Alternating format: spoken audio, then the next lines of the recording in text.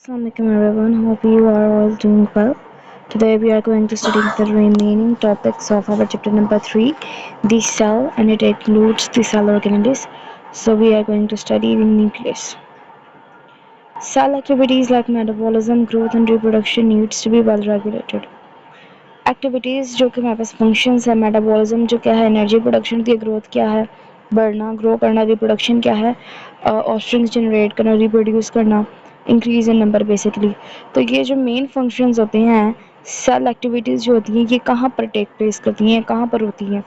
Nucleus के अंदर कोई चीज़ है जो इनको रेगुलेट करती है या इनिशिएट करती है, कोई ना कोई तो ऐसे स्टिमुलस इनको मिलता है ना, ऐसी फंक्शंस को, ऐसे एक्टिविटीज़ को। तो वो स्टिमुलस कौन देता है या कौन जो है वो ये चीज़ें रेगुलेट करता है, उसे हम न्यूक्लियस बोलते हैं। In eukaryotic cell this role is served by the nucleus. Nucleus act as control center of cell because it contains hereditary material DNA. Nucleus जो है वो as a control centre act करता है। जिस तरह कंट्रोल सेंटर क्या होता है, जो सब चीज़ें कंट्रोल करता है, तो न्यूक्लियस क्या है, कंट्रोल सेंटर होता है, जो कि ये जो मेन एक्टिविटीज़ होती हैं, मेटाबॉलिज्म, ग्रोथ और रिप्रोडक्शन को कंट्रोल करता है। किसकी वजह से, क्यों न्यूक्लियस में क्यों ये खूबी है? क्यों खूबी इस वजह से क्योंकि उसके अंदर हेरिडिटरी मटेरियल प्रेजेंट होता है, जिसको हम डीएनए कहते हैं, डीऑक्सीराइबोन्यूक्लिक एसिड, जो कि जेनेटिक सब्सटेंस होता है, जिसके अंदर सब कोडिंग वगैरह सारे जो इंस्ट्रक्शंस आते हैं मेटाबॉलिज्म के, ग्रोथ के, रिप्रोडक्शन के, वो डीएनए की वजह से आते हैं। डीएनए ही इनको जनरेट करता है। Nucleus is surrounded by two membranes which collectively form the nuclear envelope.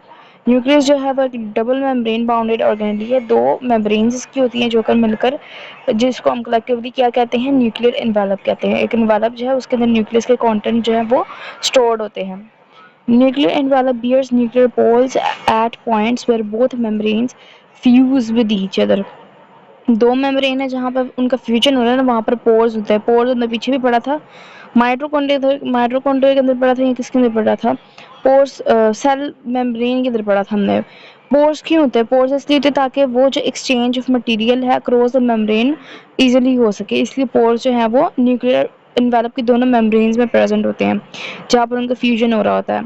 Through nuclear pore nucleus communicate with the cytoplasm. In pores के थ्रू क्या है, न्यूक्लियस जो है वो साइटोप्लाज्म के कंटेंट से कम्युनिकेट कर पाता है। ठीक है, जितने भी मटेरियल्स है वो साइटोप्लाज्म और न्यूक्लियस के बीच में एक्सचेंज होते हैं, वो इन पोर्स के थ्रू होते हैं। Some nutrients and proteins enter the nucleus through these pores and ribosomes and messenger RNA leaves the nucleus. इन पोर्स के थ्रू क्या होते हैं, कुछ प्रोटीन्स ऐसे होते हैं, कुछ न्यूट्रिएंट्स ऐसे होते हैं जो कि न्यूक्लियस की एक्टिविटी के लिए या न्यूक्लियस को चाहिए होते हैं, ये मेटाबॉलिज्म, रिप्रोडक्शन और ग्रोथ को इनिशिएट करने के लिए। तो ये जो है इन पोर्स के थ्रू न्यूक्लियस के अंदर आ जाते हैं। और मैसेंजर आरएनए जो है, जो कि प्रोटीन सिंथेसिस के लिए इंपॉर्टेंट होता है, वो भी इसी के थ्रू, राइबोसोम्स भी जो है इसी के थ्रू वो ट्रैवल करते हैं, पोर्स के through. Nucleus contains a fluid called nucleoplasm. जिस तरह सेल के जो फ्लूइड स्ट्रक्चर होते हैं, फ्लूइड सब्सटेंस होता है, उसको हम साइटोप्लाज्म कहते हैं। उसका जो न्यूक्लियस के अंदर होता है उसको हम न्यूक्लियोप्लाज्म कहते हैं। न्यूक्लियोलस, अब न्यूक्लियोलस क्या चीज़ है? न्यूक्लियोलस न्यूक्लियस का एक पार्ट है। Nucleolus is a round darkly stained area in the nucleus. क्या है? Round darkly instead circle region है, एक राउंड एरिया है न्यूक्लियस के अंदर, जो कि उसके बाकी जो कंटेंट होगा ना, ये जो मिड होगा, ये सेंट्रली जो होगा ये डार्क होगा, उसका कलर जो होगा डार्क होगा रिमेनिंग एरिया से न्यूक्लियस के। ठीक है, तो ये जो डार्क रीजन होगा उसको हम न्यूक्लियोलस कहते हैं बेसिकली। तो ये डार्क पिगमेंट होता है न्यूक्लियस का। Ribosomes are assembled at this point. अच्छा, वो डार्क क्यों हुआ, किस वजह से? क्योंकि वहाँ पर सारे राइबोसोम्स इकट्ठे हुए होते हैं। Here ribosomal RNA is formed which combines with protein to form ribosomes. अब इस जगह पे क्या बन रहा था? राइबोसोमल आरएनए, जो कि आगे क्या करता है, प्रोटीन्स के साथ कंबाइन होकर राइबोसोम्स को बनाता है। It disappears for some time during cell division. और ये जो न्यूक्लियोलस है ये किस टाइम पे खत्म हो जाता है? ये डिसअपीयर होता है जबकि सेल डिवाइड होता है, क्योंकि तब न्यूक्लियस भी तो डिवाइड होता है ना। सेल जब डिवाइड हो रहा था तब ये न्यूक्लियोलस जो है वो मतलब खत्म हो जाता है, ये डार्क डार्क रीजन खत्म हो जाता है, राइबोसोम से बाकी जो है वो बाकी फंक्शंस के लिए चले जाते हैं और न्यूक्लियस डिवाइड होना होता है, इसलिए न्यूक्लियोलस खत्म हो जाता है उस टाइम पे, या डिसअपीयर हो जाता है।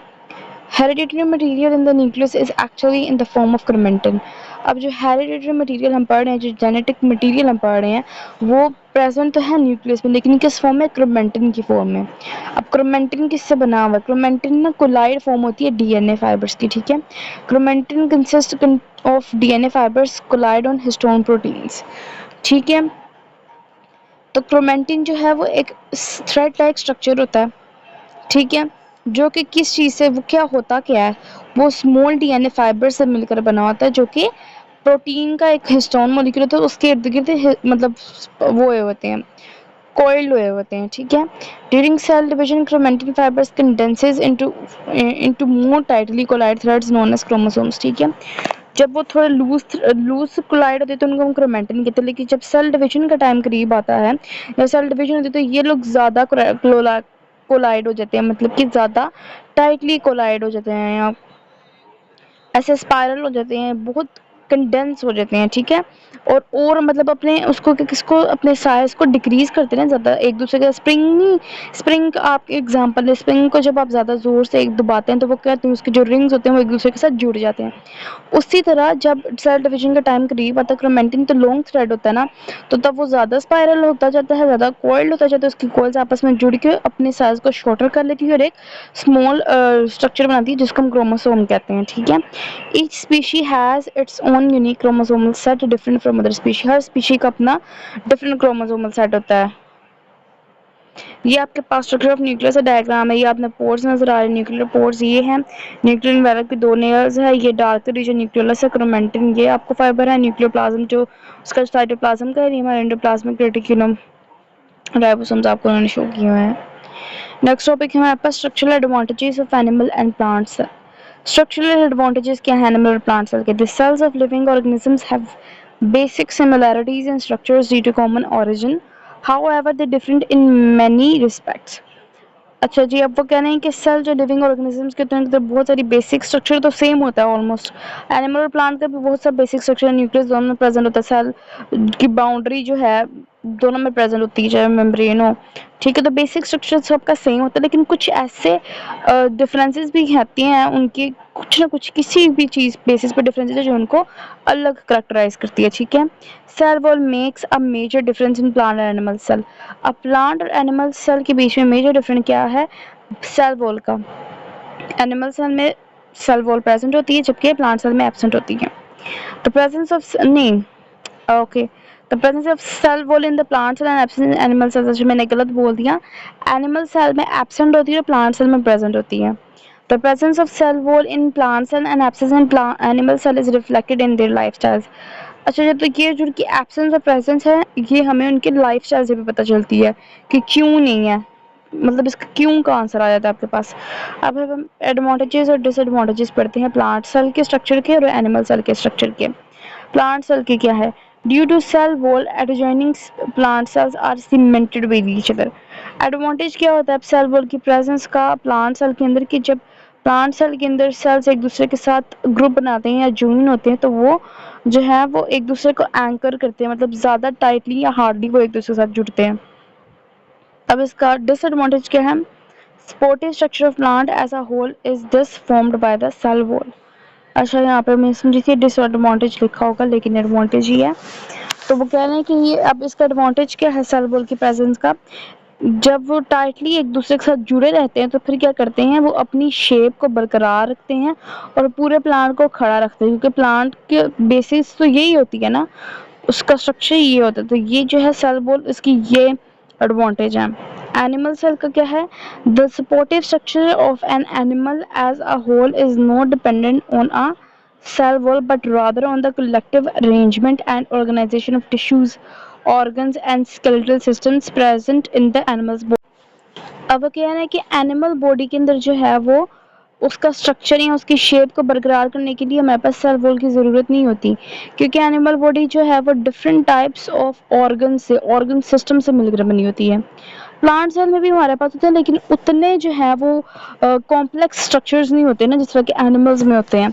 इस वजह से उनको सेल वॉल की ज़रूरत नहीं होती है, क्योंकि उनके अंदर बाकी बहुत सारे टिश्यूज़ होते हैं, ऑर्गन्स होते हैं, स्केलेटल सिस्टम, स्केलेटन होता है बेसिक जो चीज़ है ना, बोन्स वगैरह, जो कि उनकी शेप को सपोर्ट करती है और उनको खड़ा रखती है। ओके, अब हम ये पढ़ेंगे transport channels in plants. Xylem and phloem are also formed because of presence of cell wall. अब सेल वॉल की प्रेजेंस की वजह से ही प्लांट्स में जो है वो ट्रांसपोर्ट चैनल्स बनते हैं जो कि जाइलम और फिल्म कहलाते हैं और ये सेल वॉल की वजह से बनते हैं.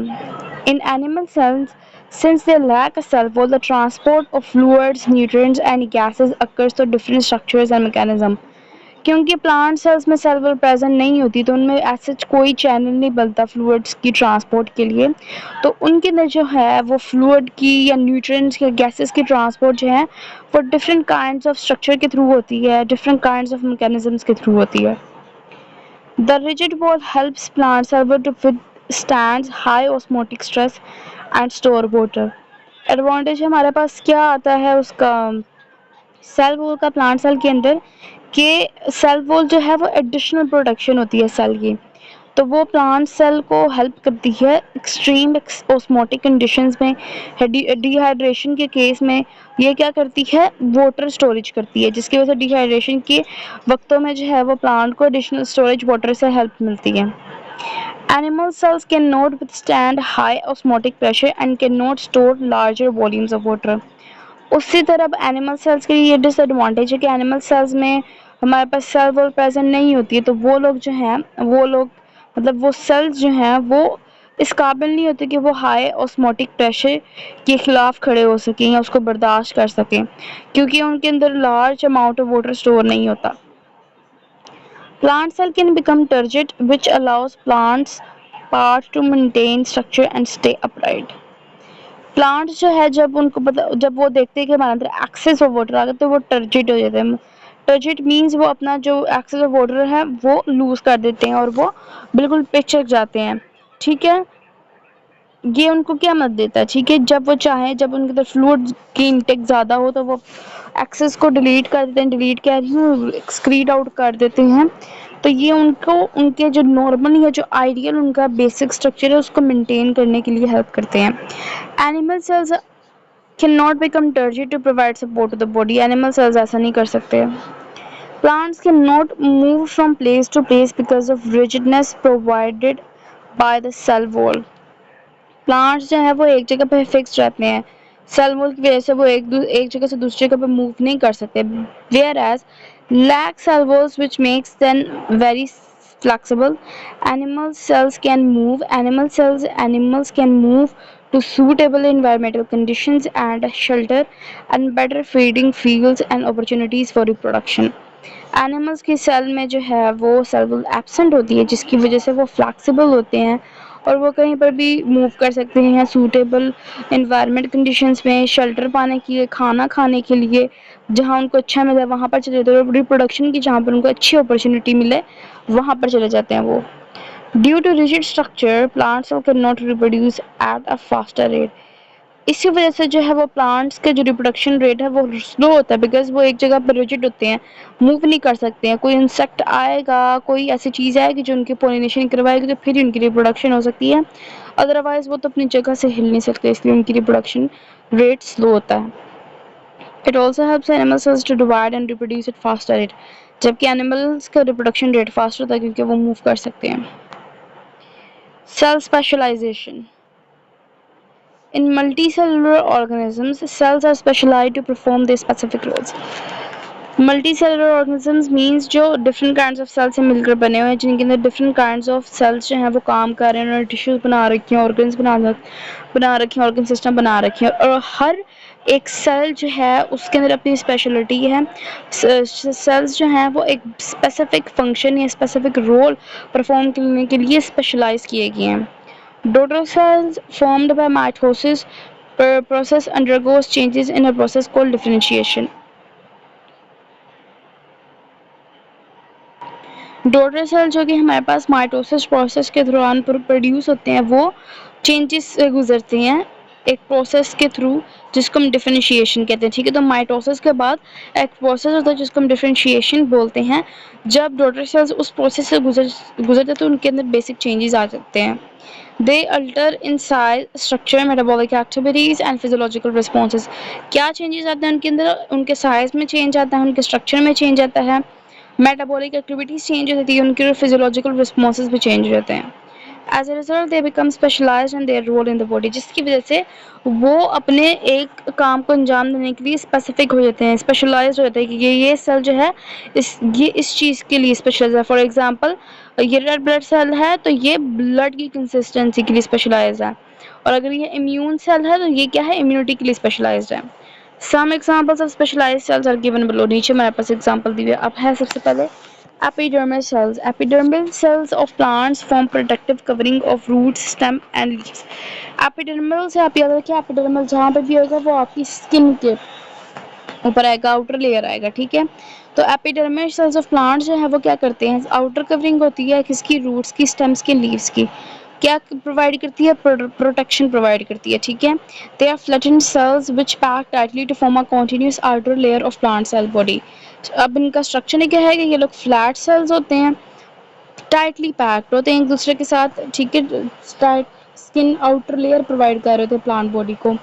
Epidermal cells have some additional role are modified accordingly, ठीक है। अब एपिडर्मल सेल्स सिर्फ प्रोटेक्शन नहीं प्रोवाइड करते, इनके पास और भी रोल्स होते हैं जो कि एरिया या रीजन के मुताबिक मॉडिफाई होते रहते हैं। For example root hair cells which absorbs water and minerals from the soil, ये क्या है, एपिडर्मल सेल्स है, क्योंकि ये किसके हैं, रूट हेयर की कवरिंग है, ठीक है। तो इनका क्या, एक तो प्रोटेक्शन प्रोवाइड करना है, दूसरा इनका मेन फंक्शन क्या है, absorb water and mineral from the soil. Second guard cells of leave, leave की जो सरफेस पे सेल होते हैं, एपिडर्मल सेल्स जो होते हैं उनको हम गार्ड सेल्स बोलते हैं। उनका मकाम क्या है, विच regulate the opening and closing of stomata. यहाँ पे हमारे पास जो है डायग्राम दिखाई गई है एपिडर्मल सेल्स की, ये है प्रोटेक्टिव एपिडर्मिस। आप देख सकते हैं फ्लैट सेल्स और टाइटली पैक है एक दूसरे के साथ, ठीक है। ये रूट हेयर की आगे, ठीक है, ये रूट हेयर की सेल्स है, मतलब ये रूट हेयर का स्ट्रक्चर है, मैनी माइटोकॉन्ड्रिया जो रूट हेयर आपको नजर आ रही है। ये आपके पास जो है वो गार्ड सेल का आगे ये स्टोमेटा की ओपनिंग हो रही है, क्लोरोप्लास्ट आपको नजर आएंगे, epidermal cells, guard cells. Second example हमारे पास क्या है, mesophyll cells. Mesophyll cells are photosynthetic cells of plants. अच्छा जी, मीजोफिल सेल्स कौन से सेल्स है, फोटोसिंथेटिक प्लांट्स मींस के फोटोसिंथेसिस के लिए इंपॉर्टेंट है, ये फोटोसिंथेसिस परफॉर्म करते हैं। They present in plant leaves, कहाँ पर प्रेजेंट होते हैं, प्लांट्स के लीव्स के अंदर प्रेजेंट होते हैं। They contain a large number of chloroplast, इनके अंदर लार्ज नंबर ऑफ क्लोरोप्लास्ट होता है।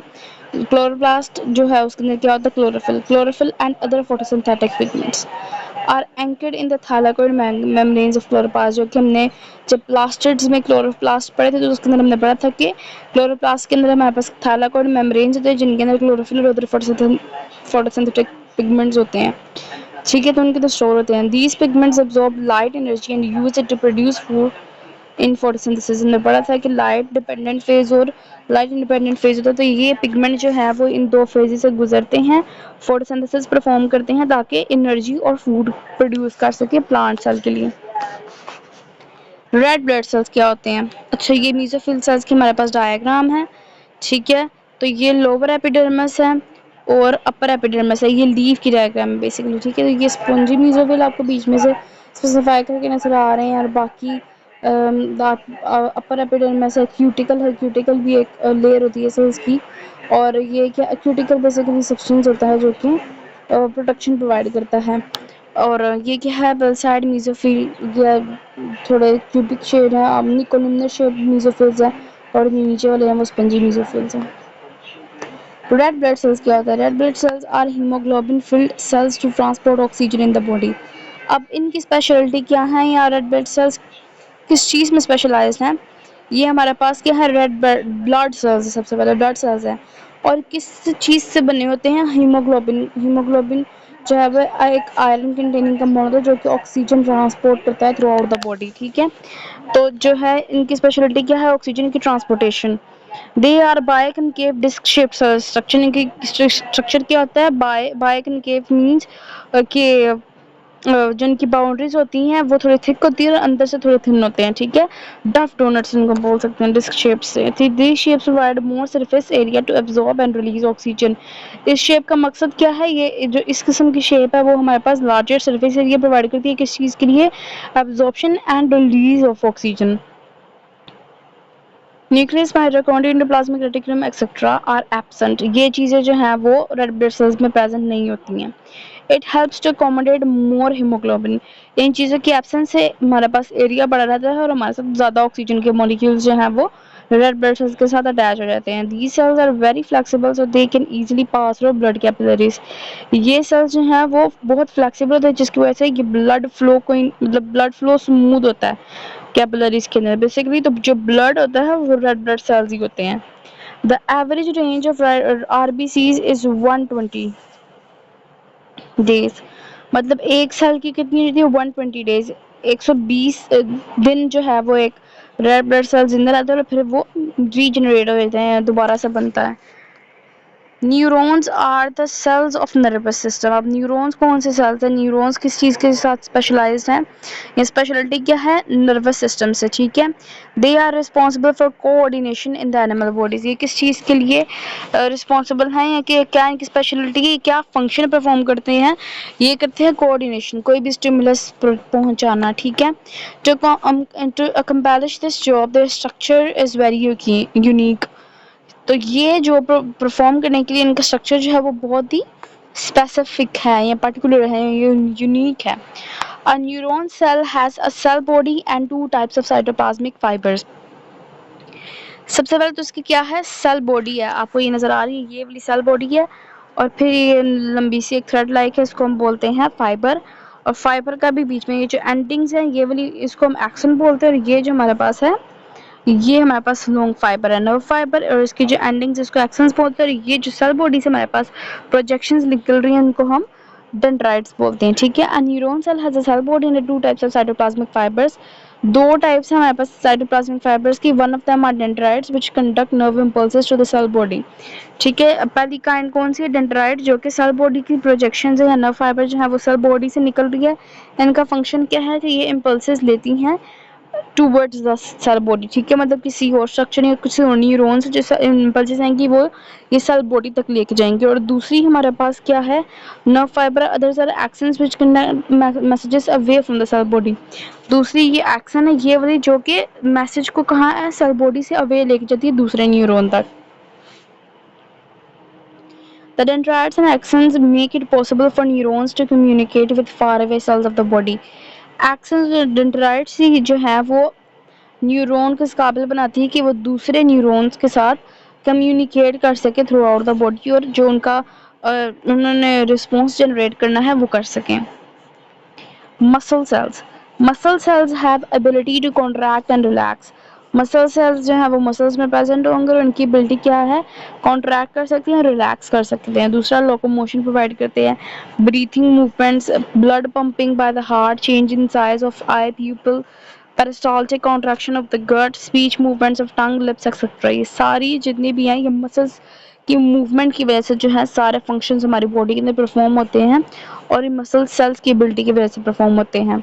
Are results of the muscle contraction. To produce contractions, muscle cells have elongated shapes and are filled with actin and it's associated with contractile proteins. Contractions के लिए जो है muscle cells का वो लोग बता रहे हैं स्ट्रक्चर क्या है एलोंगेटेड शेप होती है।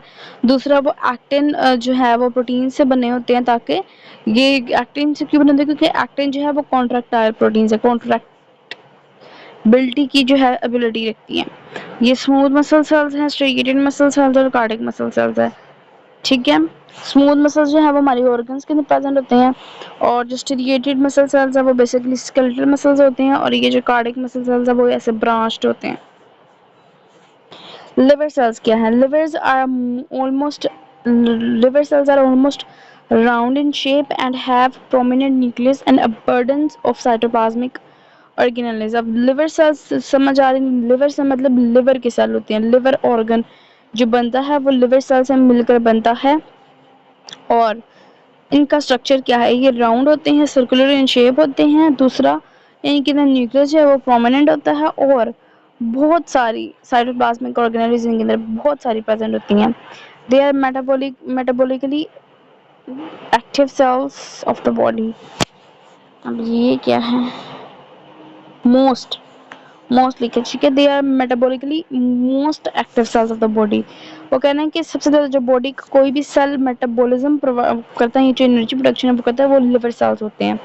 There few important roles are, अब इनके इंपॉर्टेंट रोल्स क्या है, storage of Glycogen, iron, and some vitamins in compounds की storage, detoxification of toxic substances, production of clotting proteins of blood, recycling of all red blood cells. तो main function सबसे पहले क्या आ गया है, ग्लाइकोजन, आयरन और सम विटामिन जो है वो लिवर सेल्स के अंदर स्टोर हो जाते हैं, ठीक है, क्योंकि इनके अंदर ऑर्गेनेल्स प्रेजेंट होती हैं, जो वेसिकल्स जनरेट होती है, जो फूड वैक्यूल जनरेट होते हैं, बहुत सारे होते हैं इन सेल्स के अंदर, और वो स्टोर कर देते हैं इन सब्सटेंसेस को, जो कि बाद में जब एनर्जी की, हमने पढ़ा कि क्या है मेटाबॉलिकली मोस्ट एक्टिव सेल्स, जब एनर्जी प्रोडक्शन होती है, मेटाबॉलिज्म होता है, तो ग्लाइकोजन, आयरन और जो बाकी विटामिन हैं उनको ब्रेक डाउन करके एटीपी प्रोड्यूस करते हैं, एनर्जी प्रोवाइड करते हैं। दूसरा, detoxification of toxic substances. Detoxification means जो टॉक्सिक सब्सटेंसेस हैं उनको डिटॉक्सिफाई करना, उनको तोड़ना, उनका असर कम करना और उनके खिलाफ एक्शन लेना। Production of clotting proteins of blood. ऐसे सब्सटेंसेस ब्लड में प्रेजेंट होते हैं जो क्लोटिंग करते हैं। क्लोटिंग मतलब एक्यूमुलेशन ऑफ ब्लड, और अगर ये ना प्रेजेंट हो तो फिर आपकी इम्यूनिटी कमज़ोर हो जाती है और आपका ब्लड जो है वो फिर आपको अगर छोटा सा भी कट रहेगा तो वो बहता ही जाएगा, रुकने का नाम नहीं लेगा, क्योंकि ब्लड क्लोटिंग एबिलिटी ख़त्म हो जाएगी उसके अंदर। तो ये जो वो उसकी प्रोटीन्स जो ब्लड के अंदर प्रेजेंट होते हैं जो कि क्लोटिंग करवाते हैं, उसकी प्रोडक्शन क्या करता है, लिवर। और दूसरा, recycling of old red blood sales, जो 120 दिनों के बाद रेड ब्लड सेल्स डेड हो जाते हैं उनकी रिसाइकलिंग करता है। आज के लिए बस इतना ही। अगर आपको कुछ समझ ना आया तो आप क्वेश्चन ज़रूर करें करूँ कमेंट बॉक्स के अंदर, और मेरी लैंग्वेज को ज़रा इग्नोर करें। पता नहीं आज क्या हो रहा है, बार बार मेरी मुझसे बोला नहीं जा रहा, वर्ड्स जो हैं वो मम्बल कर रहे हैं। तो आप लोग वीडियो अगर अच्छी लगे तो लाइक शेयर सब्सक्राइब करना मत भूलें। और कल की वीडियो में हम आगे बढ़ेंगे, तब तक के लिए अल्लाह हाफिज़, टेक केयर एवरीवन।